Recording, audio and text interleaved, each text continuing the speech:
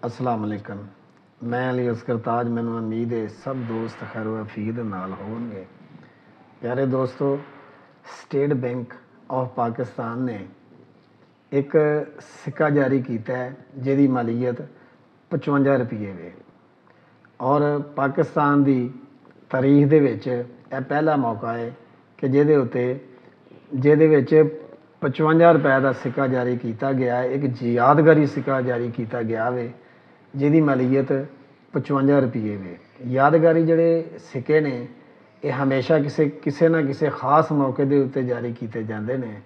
इस तरह ही पाकिस्तान दे विच जिहड़ा सिक्का जारी किया गया वे ये बाबा जी गुरु नानक की याद दे विच जारी किया गया वे, जिन्हां दा 555वां जन्म दिहाड़ा वे। और जिहड़ा सिक्का वे, अगर सिक्के की तुसी बैक साइड ते वेखो तो सब तो पहले नंबर 1 दे उत्ते इस्लामी जमहूरिया पाकिस्तान लिखिया वे। अगर तुसी दूसरे नंबर ते वेखो तो 55 रुपये लिखिया वे। तीसरे नंबर ते वेखो चन्न ते सितारे का निशान है। और अगर तुसी चौथे नंबर ते वेखो तो 2024 लिखिया है। और अगर तुसी 5वें नंबर ते वेखो तो उत्थे दो गंदम के गोशे ने जिहड़े वो एक दूसरे दे नाल अटैच करके ते लगाए हुए हैं। उन्होंने तस्वीर लाई है जिहड़ा ये ज़ाहिर करते हैं कि पाकिस्तान एक ज़रई मुल्क है।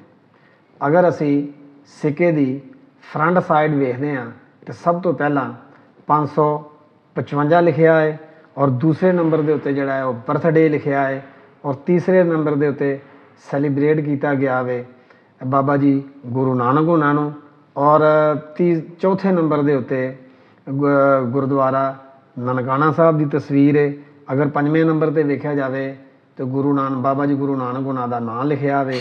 अगर 6वें नंबर पर लिखिया जाए वेख्या जाए तो 1469 तो 2024 555 सालवां जिहड़ा 555 साल हो गए ने इस जन्म दिहाड़े नूं।